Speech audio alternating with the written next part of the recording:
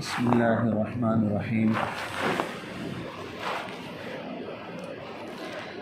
الحمد للہ رب العالمین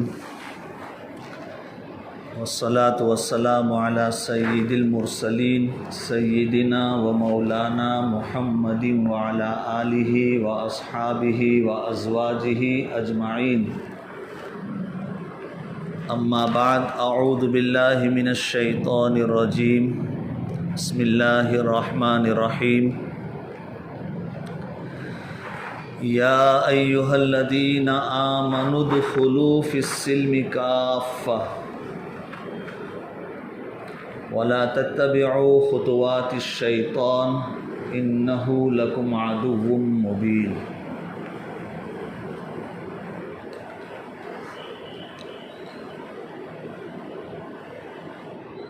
وقال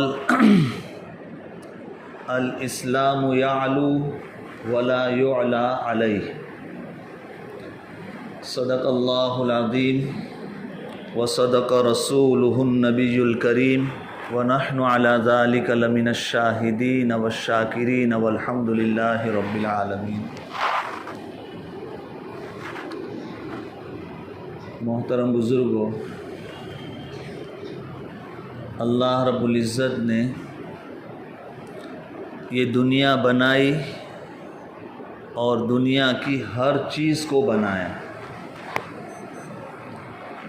انسان کو اللہ نے بنایا، زمین آسمان کو اللہ نے بنایا، چاند سورج ستارے پہاڑ دریا سمندر ہر چیز اللہ نے بنائی۔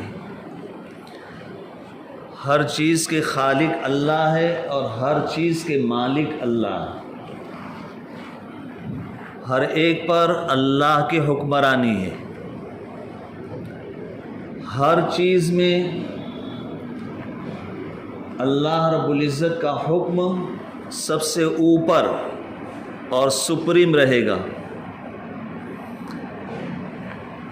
اللہ تعالی دنیا کے بھی مالک ہے، بادشاہ ہے، اور آخرت کے بھی بادشاہ ہے۔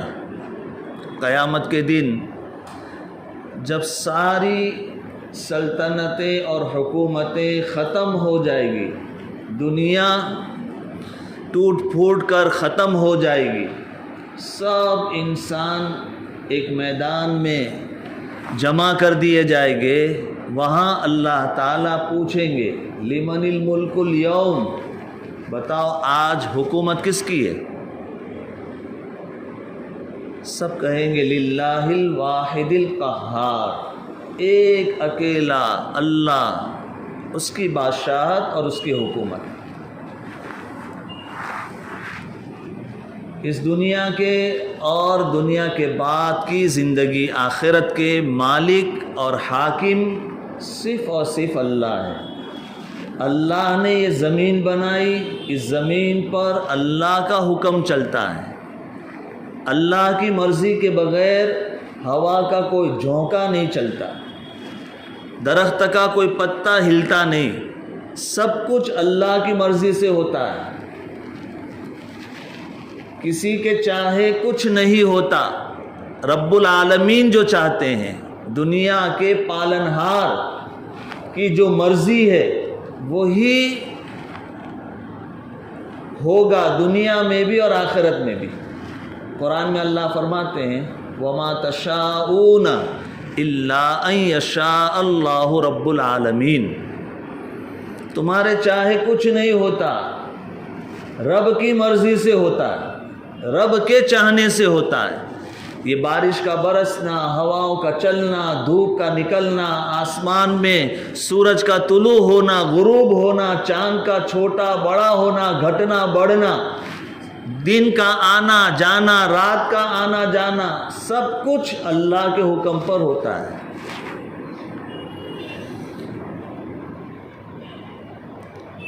اللہ رب العزت نے یہ پوری دنیا انسانوں کے لیے بنائی۔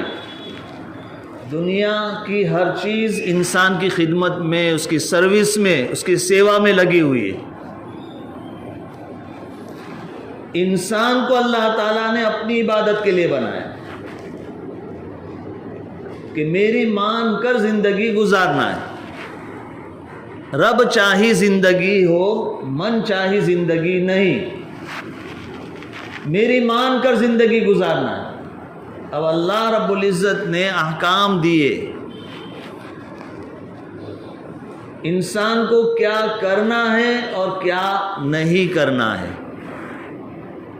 ہر چیز میں ڈائریکشن ہے، ڈائریکٹیو پرنسپل ہے،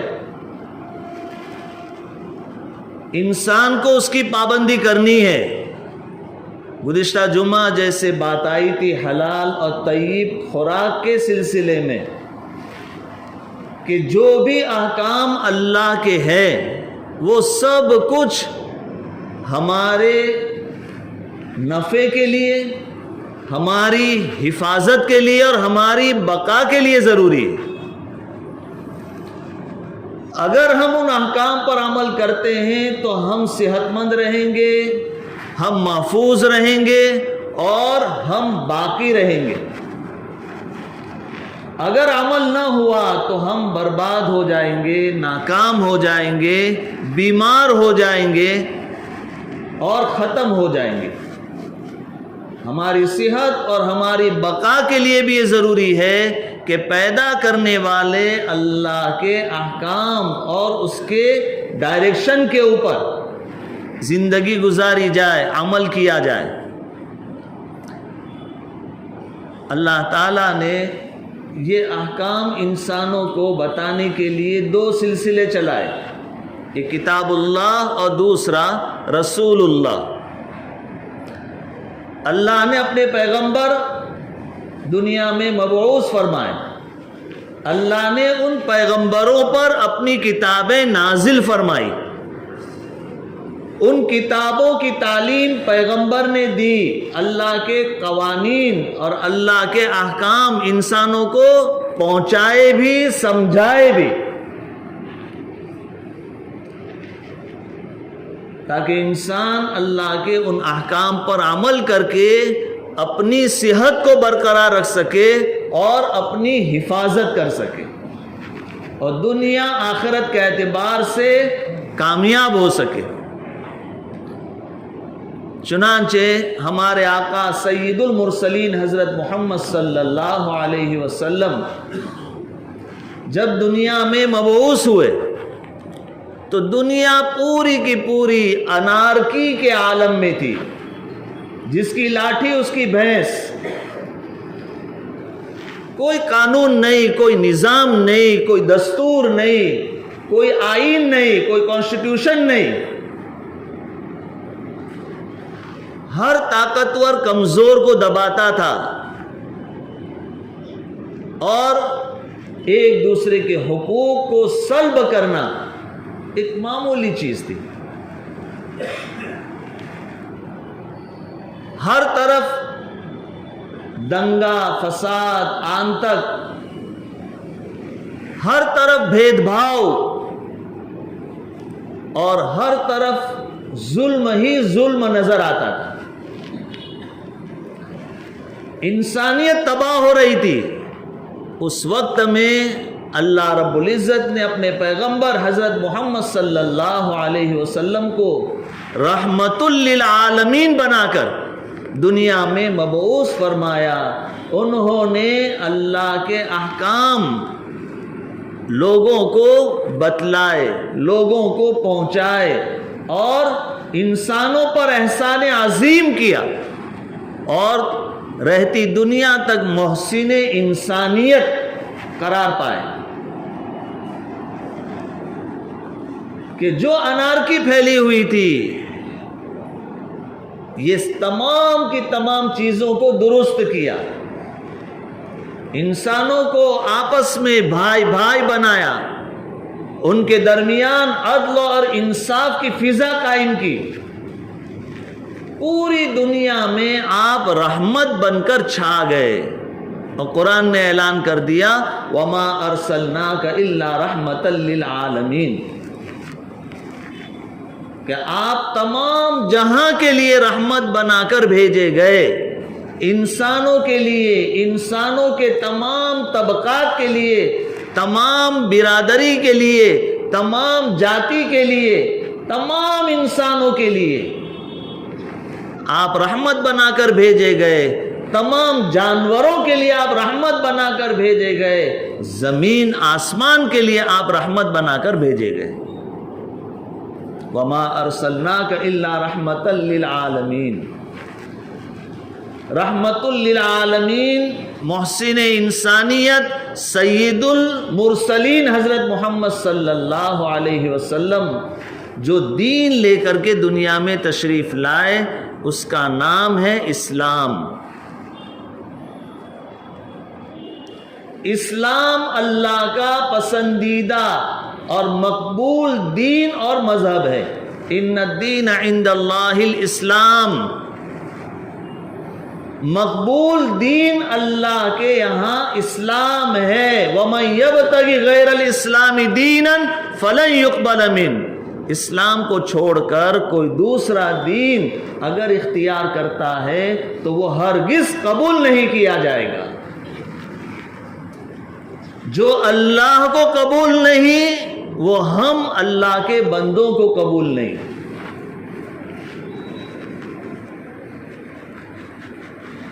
اسلام صرف چند عبادات کے طور طریقوں کا نام نہیں ہے، اسلام پورا ایک دستور حیات ہے، زندگی کا کانسٹیٹیوشن ہے، آئین ہے۔ زندگی کے ہر موڑ پر، ہر اونچ نیچ پر، ہر دائیں بائیں، ہر مرحلے اور اسٹیج پر اللہ کے بندوں کو انگلی پکڑ کر چلانے کا کام اسلام کرتا ہے۔ ان عبادات کے کچھ طور طریق ہے، کچھ رسمیں ہیں، ان کا نام اسلام ہے۔ ایسا نہیں ہے کہ وہ جمعہ ہے ٹوپی پہن کر کے آ گئے، مسجد میں نماز ادا کر لی، مسلمان ہو گئے۔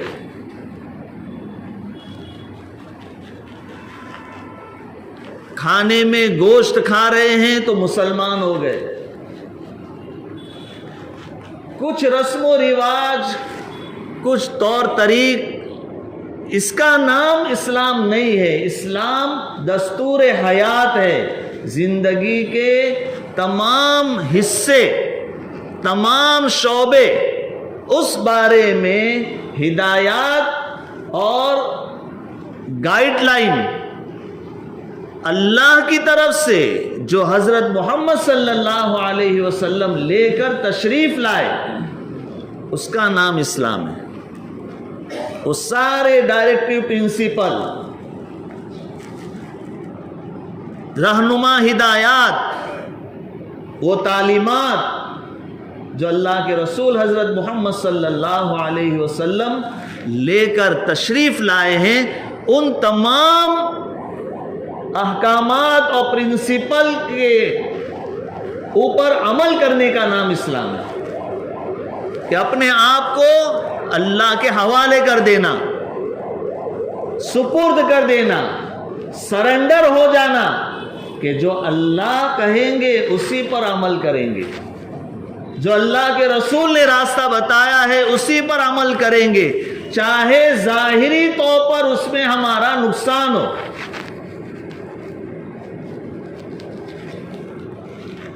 مسلمان بحیثیت اسلام اس بات کا پابند ہے کہ وہ اللہ کے احکام پر زندگی کے ہر شعبے میں عمل کرے، چاہے ظاہری طور پر اس کا نقصان ہو۔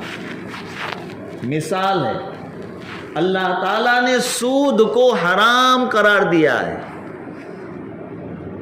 آج پوری دنیا کا معاشی نظام سود پر قائم ہے، سود پر چل رہا ہے۔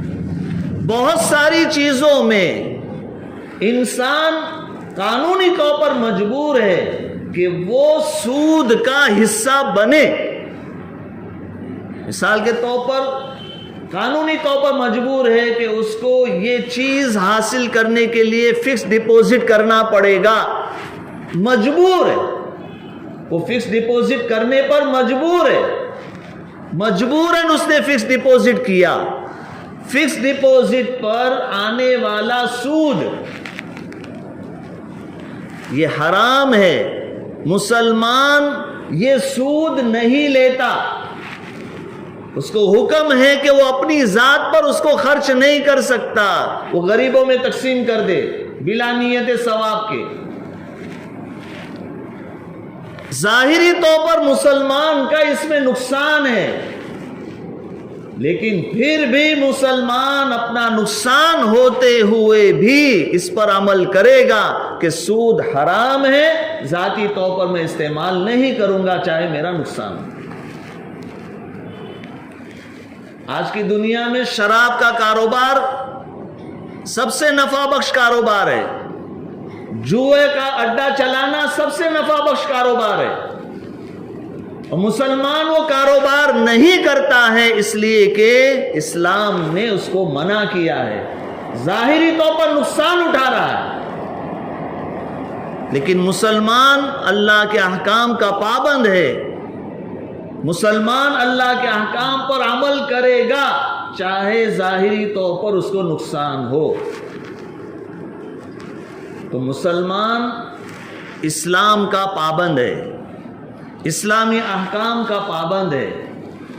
اس کے زندگی میں جتنے بھی مرحلے ہیں، چاہے وہ سماجی مسائل ہو، چاہے وہ سول اور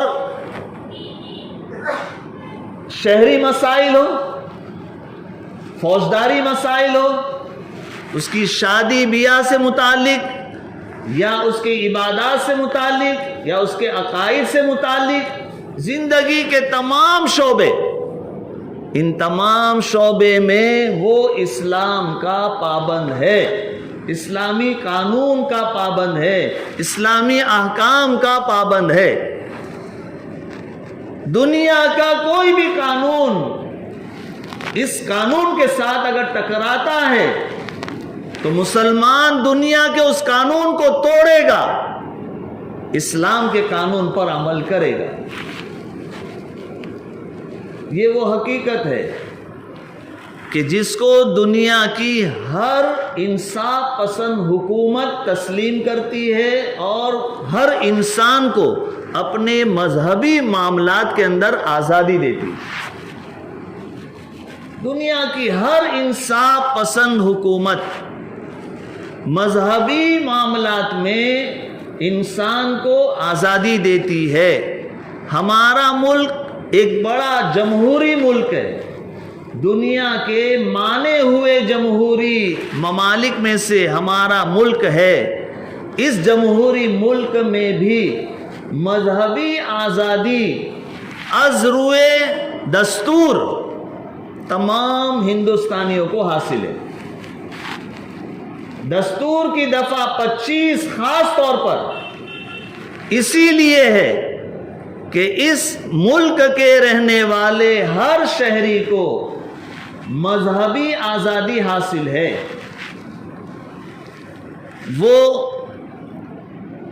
اپنی عبادات کے طور طریق، اپنے عقائد اور نظریات اور اپنے سماجی مسائل جہاں مذہب ڈائریکشن دیتا ہے، دین اور دھرم ڈائریکشن دیتا ہے، وہاں پر ہر ہندوستان کا شہری آزاد ہے کہ وہ اپنے مذہب کے ڈائریکشن پر عمل کرتے ہوئے زندگی گزارے.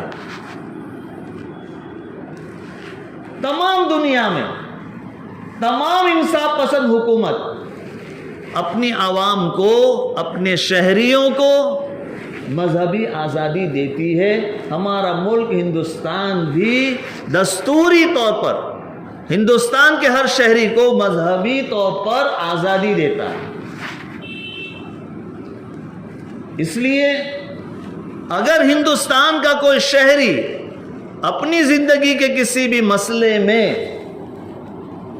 مذہب کی ہدایت پر اور اس کے احکام پر عمل کرتا ہے تو وہ کسی بھی طرح غیر دستوری اور غیر قانونی نہیں کہا جائے گا. سب سے پہلی بات یہ سمجھ لینا چاہیے. اور ایک چیز آپ سمجھ لیں کہ دستور جو بنایا جاتا ہے، کانسٹیٹیوشن جو بنایا جاتا ہے، وہ لوگوں کی طرف سے بنایا جاتا ہے اس لیے تاکہ ایک اچھی حکومت اس دستور کے مطابق اور اس قانون کے مطابق چلائی جا سکے. یہ کانسٹیٹیوشن اور دستور کوئی ایسا ہینٹر نہیں ہے کہ اس سے مار مار کر عوام کو دوڑایا جائے.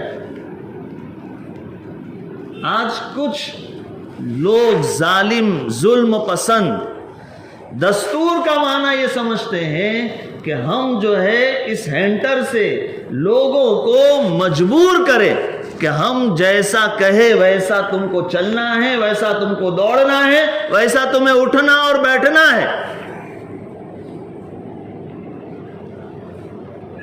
یہ چیز ہر زمانے میں ظلم ہی سمجھی گئی.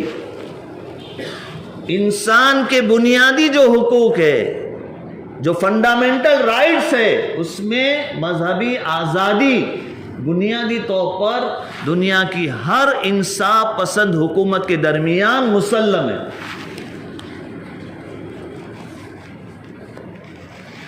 ہمارا ملک ہندوستان، اس کی ایک خوبصورتی یہ ہے کہ یہاں پر بہت سارے دھرم اور مذہب کے لوگ رہتے ہیں.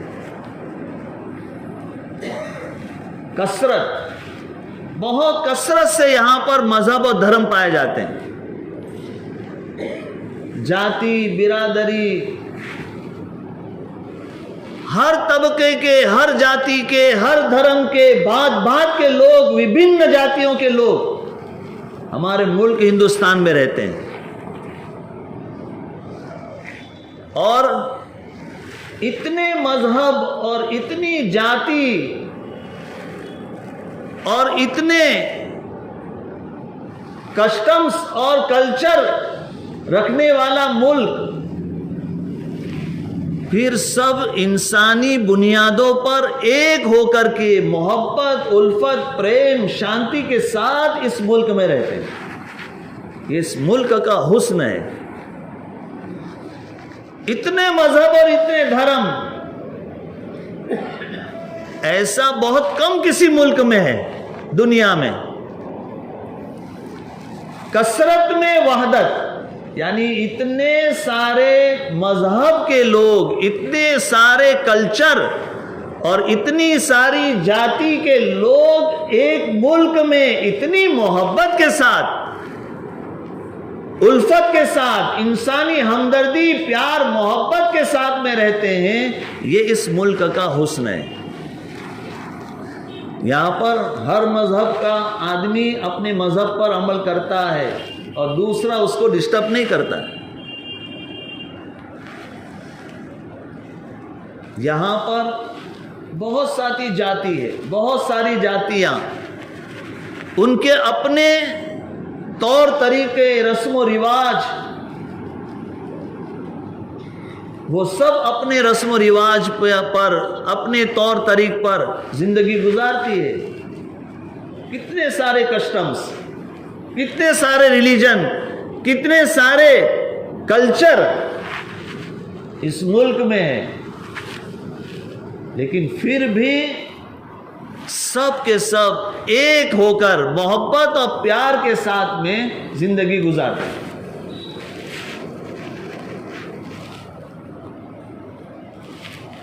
اس لیے کہ دستور میں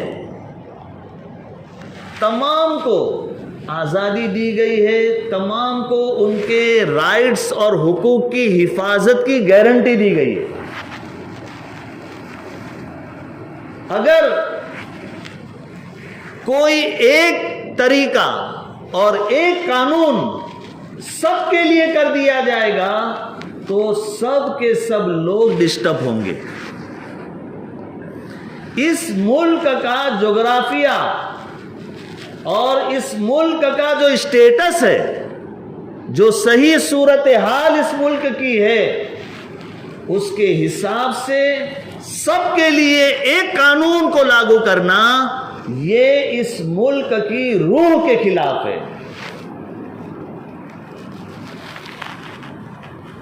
یہ ملک بہت سارے مذہب اور کسٹمز کو ماننے والا ملک ہے، سب کے اپنے طور طریقے ہے۔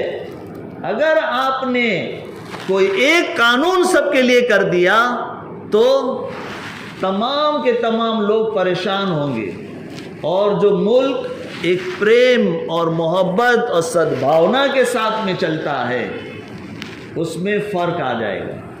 ایسا ارادہ کرنا، اس طرح کے قانون لانے پر سوچنا اور اس کا ارادہ کرنا، یہ ایسا ہی ہے جیسے تالاب میں پانی شانت رکا ہوا ہے اور کسی نے بلا وجہ اس میں کنکر مار کر پانی میں لہریں پیدا کر دی، شور پیدا کر دیا۔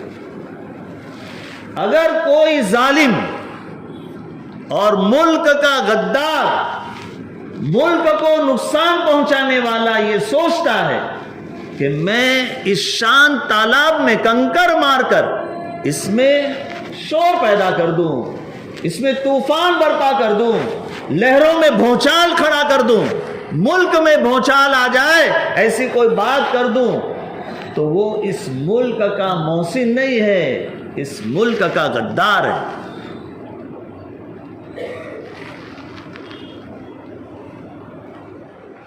بدقسمتی سے آج یہ بات حکومت کی طرف سے بیان کی جا رہی ہے، ایک ملک ایک قانون۔ بہت ساری چیزیں کہنے میں بہت اچھی لگتی، کہنے میں بہت اچھی لگتی ہے، لیکن پریکٹیکل نہیں ہے، وہ پریکٹیکل نہیں ہے۔ جیسے ہم کہتے ہیں نا کہ بھائی محبت سے رہو، محبت سے رہو، کچھ بھی ہو جائے، ایک گال پر کسی نے تماچا مارا تو تم دوسرا گال دے دو، کہنے کو بہت اچھا لگتا ہے، لیکن کیا عملی طور پر اس طرح ایسے ظالمین کو چھٹی دور دے دی جائے تو اس سے شانتی بنی رہے گی؟ نہیں۔ چور کو چوری پر کنٹرول کرنے کے لیے آپ کو لاٹھی چلانی پڑتی ہے، دیش میں شانتی قائم رکھنے کے لیے آپ کو سخت قانون بنانے پڑتے ہیں۔ بہت ساری چیزیں کہنے میں نعرے کے طور پر بہت اچھی لگتی ہے، ایک ملک ایک قانون، لیکن کیا یہاں اس ملک کا جو حسن ہے کہ بہت سارے مذہب، جاتی، برادری کے لوگ یہاں پر رہتے ہیں، وہ اپنے کسٹمز اور اپنی روایات، اپنے رسم و رواج، اپنی عبادات کے طور طریق پر زندگی گزارتے ہیں، ان کو اس میں آزادی دی گئی ہے، اور یہ سب رہتے ہوئے بھی محبت کے ساتھ میں سب رہتے ہیں۔ یہ اس ملک کا حسن ہے۔ یہ حسن خراب ہو جائے گا، قومی سلامتی کو خطرہ پیدا ہو جائے گا۔ یونیفارم سول کوڈ، پورے ملک کے لیے ایک ہی قانون، حالانکہ پورے ملک کے لیے آئی پی سی، انڈین پینل کوڈ جو ہے، سی آر پی سی، یہ سب تو ہے ہی سب کے لیے ایک۔ مالی معاملات کے اندر، کاروباری معاملات کے اندر ایک ہی قانون چلتا ہے۔ اسی طریقے سے چوری کے قانون ہے، فوجداری اور بہت سارے قانون ہیں، ایک ہی طرح کے سب۔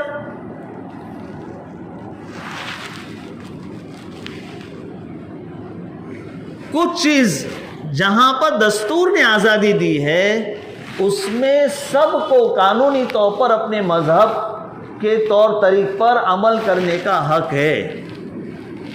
اس کے لیے تم اگر ایک قانون لانے کی بات کرتے ہو تو وہ اس ملک کے لیے نقصان دہ ہے۔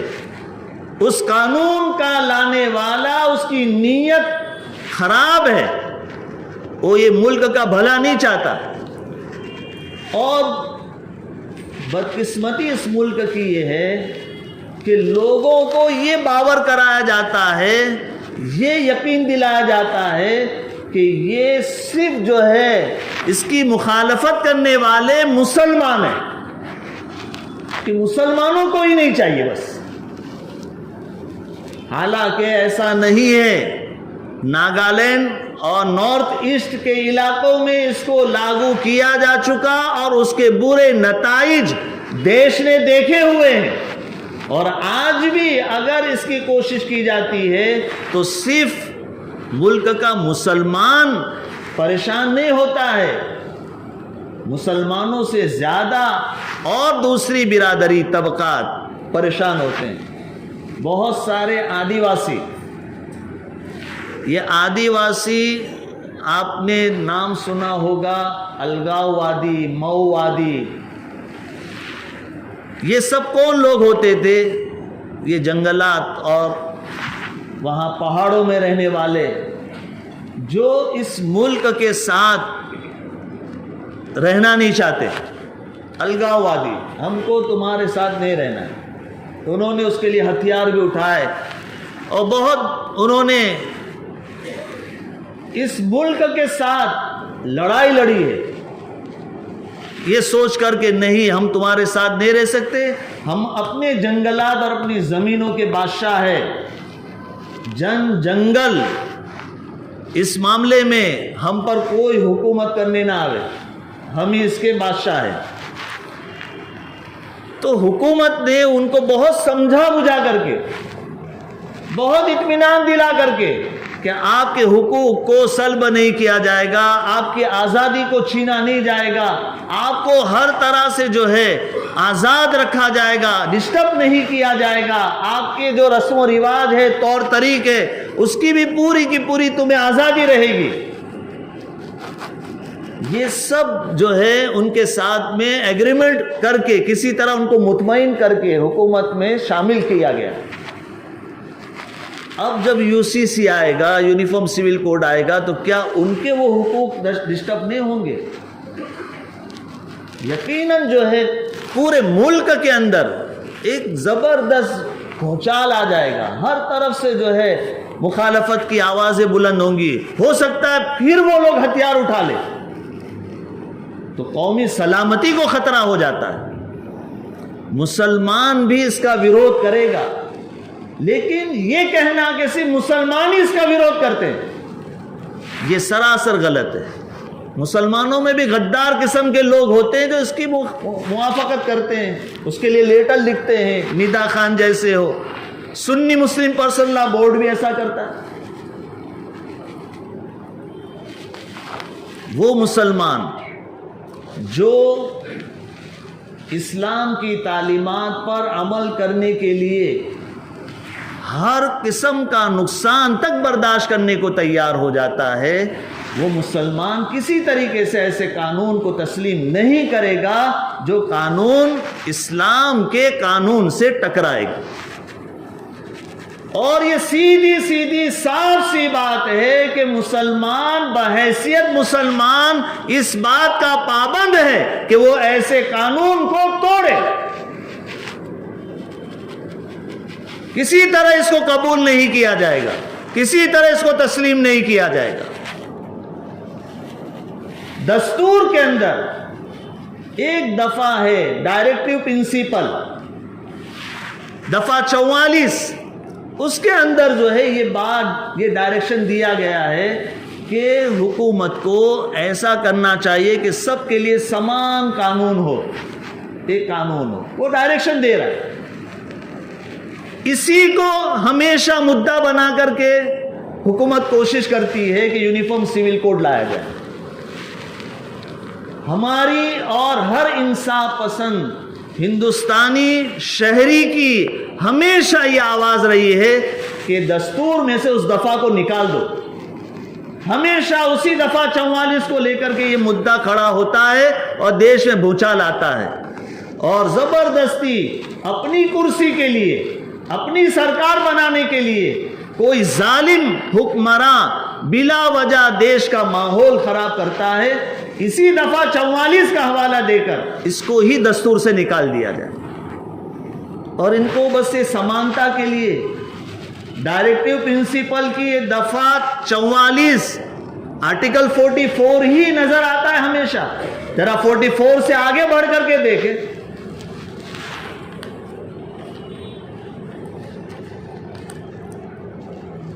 38 کے اندر، اسی ڈائریکٹو پرنسپل میں، کانسٹیٹیوشن کے اندر 38 کے اندر ہے کہ ہندوستان کے تمام شہریوں میں آمدنی اور انکم میں بہت زیادہ فرق نہیں ہونا چاہیے، حکومت کو ایسا سسٹم بنانا چاہیے۔ اس پر کیوں کام نہیں کیا جاتا؟ اسی طریقے سے آگے کسی آرٹیکل میں ہے سب کا اسٹیٹس برابر ہو، اس میں بہت زیادہ فرق نہ ہو، حکومت کو اس کی کوشش کرنی چاہیے۔ تو یہاں کوشش کرنی چاہیے، لوگوں کی آمدنی بڑھانے میں کوشش کرنی چاہیے۔ ملک کے حقیقی آج کے جو مسائل ہے وہ یہی تو ہے، بے روزگاروں کو روزگار دو۔ اور آرٹیکل میں آگے چل کر کے دفعہ 41 کے اندر بڑھاپے کی وجہ سے یا کسی بیماری کی وجہ سے کوئی شخص بے روزگار ہو گیا ہے تو حکومت کو چاہیے کہ اس کی مدد کرے۔ جب تک اس کو روزگار نہیں ملتا ہے، اس کی روزگاری کا انتظام نہیں ہو جاتا، وہاں تک حکومت اس کی مدد کرے، دھیان اس پر دینا چاہیے۔ یہ بھی تو آرٹیکل ہے، یہ بھی تو دستور ہے۔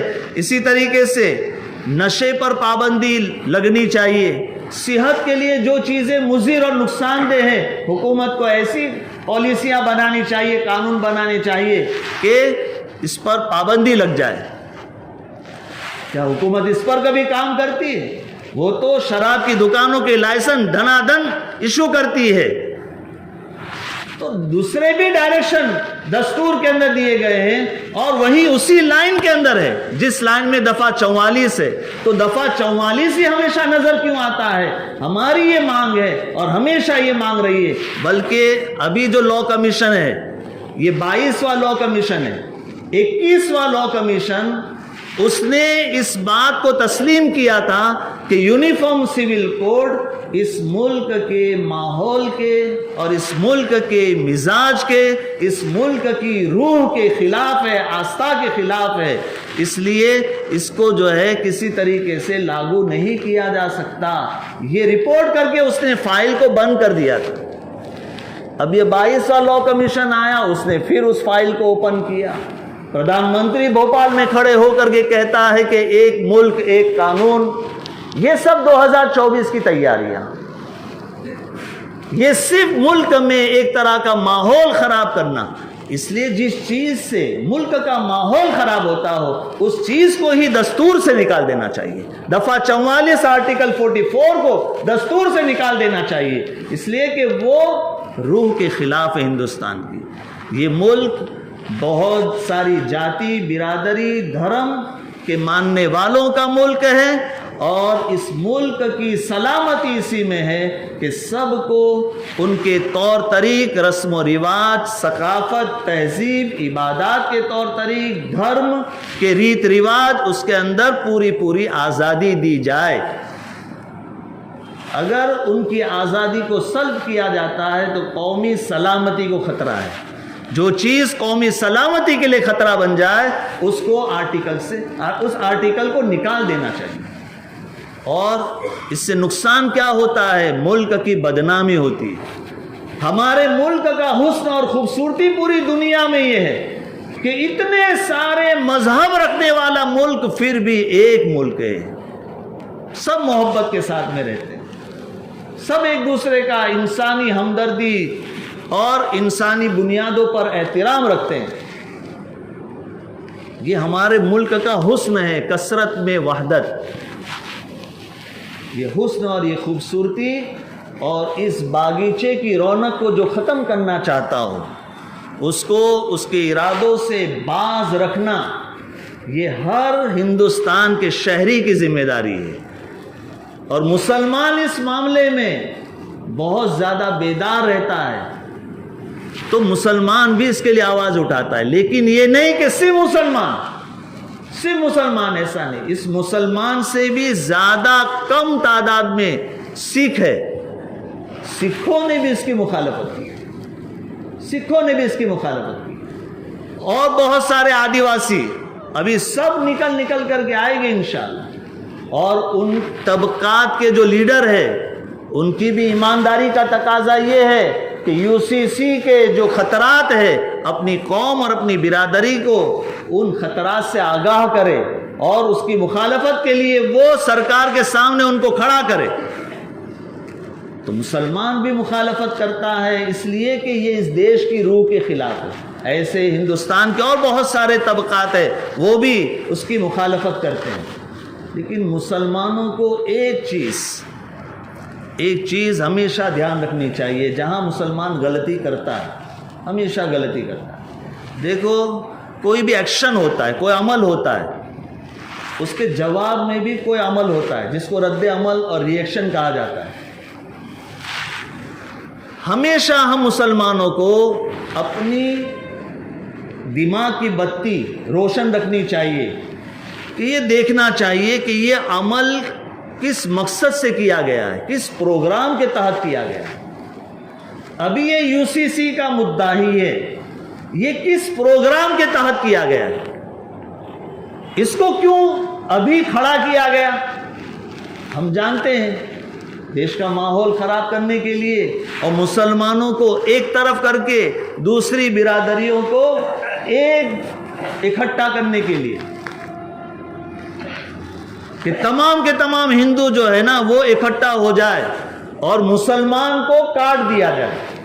اس میں مسلمانوں کو الگ تھلگ بتانا اور دوسری برادری دوسرے مذہب کے ماننے والوں کو ایک کرنا, یہ مقصد ہے, اور ان کے پھر ووٹ بٹورنا, یہ مقصد ہے. تو جب ہم کو معلوم ہو جائے کہ عمل اس بنیاد پر کیا گیا ہے تو ہم جب اس کے رد عمل میں کچھ کام کریں, اس کے ری ایکشن میں جب کچھ کام کرے تو اس طریقے سے نہ کرے کہ ان کے پروگرام کو کامیابی ملے. آپ سمجھ رہے بات کو. ہم جو ہے ان کے جواب میں, ابھی جیسے یکساں سول کوڈ ہم کو قبول نہیں ہے اس لیے ہم اس کے خلاف آواز اٹھائیں گے, یہ ری ایکشن ہوگا. یہ ری ایکشن اس طریقے سے نہ کرے کہ وہ اپنے پروگرام میں کامیاب ہو جائے, اپنے پروگرام میں کامیاب ہو جائے. اس لیے ہم کو قانونی طور پر جیسا علماء نے بیان کیا کہ آپ جو ہے لا کمیشن نے جو لوگوں سے رائے مانگی ہے, اوپینین مانگے ہیں, تو کسی طریقے سے اپنا اوپینین وہاں پہنچا دے. علماء نے بہت آسان طریقہ جو ہے ایک بار کوڈ دے دیا, اس کے فارم سوشل میڈیا پر کر دیے, بس خالی آپ کو ٹک کرنا ہے اور مخالفت میں ووٹ جو ہے لا کمیشن کو پہنچ جاتا ہے. تو اس طریقے سے کرنا ہے. اور دوسرا پھر جیسی ضرورت رہے گی اس اعتبار سے اپنی آواز کو بلند کرنا ہے, لیکن کوئی ایسا طریقہ نہیں اپنانا ہے کہ ان کا پروگرام سکسیس ہو جائے. وہ ملک کا ماحول خراب کرنا چاہتے ہیں, ہم ملک کا ماحول خراب ہو جائے ایسا کوئی کام نہیں کریں گے. لیکن یہ دو ٹوک اپنا موقف بیان کریں گے. اگر آپ قانون بناؤ گے تو سن لو کہ یہ قانون توڑا جائے گا, اس قانون کو توڑا جائے گا. یہ ہمارا دو ٹوک موقف ہے. اپنا موقف جو ہے ایک دم دو ٹوک انداز میں بیان کرنا ہے, لیکن ری ایکشن میں رد عمل میں کوئی ایسا کام نہیں کرنا ہے کہ یہ ان کا پروگرام کامیاب ہو جائے. اس کا ہمیشہ دھیان رکھنا چاہیے. مسلمانوں نے ماضی میں ہمیشہ یہی غلطیاں کی ہے جس کا نقصان اٹھانا پڑا ہے. اس لیے نارتھ اور ساؤتھ کا فرق آپ دیکھیں. نارتھ کے لوگ ہمیشہ یہ غلطی کرتے رہے, ساؤتھ میں اس معاملے میں ہمیشہ جو ہے نا بیداری کے ساتھ میں, روشن دماغ کے ساتھ میں انہوں نے ری ایکشن دیا ہے, رد عمل دیا ہے. وہاں پر سب محفوظ ہے, یہاں سب برباد ہوئے. تو نارتھ اور ساؤتھ کا جو فرق ہے اس کو ہمیشہ یاد رکھیے. وہی نیتی اپنانی چاہیے جو ساؤتھ کے لوگ کرتے ہیں. آج ان کے ہر اعتبار سے حقوق محفوظ ہے, ہر اعتبار سے حقوق محفوظ ہے. کوئی ان کا جو ہے کھانے کا ادھیکار پر حملہ نہیں کر سکتا, کوئی ان کی جان اور مال کو نقصان کرنے کی طرف آنکھ اٹھا کر دیکھ نہیں سکتا. سب چیز انہوں نے اچھی طریقے سے ریئیکٹ کی تھی. نارتھ میں تھوڑا سا یہ فرق ہے. اس وجہ سے کسی بھی عمل کے رد عمل میں کوئی ایسا کام نہ کرے جس کی وجہ سے عمل کرنے والے کا پروگرام سکسیس ہو جائے. تو ان کا پروگرام سکسیس ہو ایسا کوئی کام ہم کو نہیں کرنا ہے. ملک کی سالمیت, ملک کی حفاظت, ملک کے امن و امان اور بھائی چارہ, اس کی حفاظت ہمیشہ بنے رہے اور قومی سلامتی کو کبھی کوئی خطرہ نہ ہو, اس کی ہر مسلمان بحیثیت مسلمان ہونے کے اور ہندوستانی شہری ہونے کے ہمیشہ اس کی کوشش کرے گا، اور اسی کوشش کا یہ حصہ ہے کہ یونیفارم سول کوڈ کی مسلمان دو ٹوک الفاظ میں مخالفت کرتا ہے اور چیلنج کرتا ہے کہ اگر یہ قانون بنتا بھی ہے تو مسلمان اس کو توڑے گا۔ اللہ رب العزت اس ملک کو ہر طرح کے خطرات سے محفوظ فرمائے اور تمام طرح کی یہاں خیر اور برکت بنی رہے، کسی طرح کی یہاں بربادی نہ ہو۔ اللہ رب العزت ایسے اسباب پیدا فرمائے۔ وآخر دعوانا الحمدللہ رب العالمین۔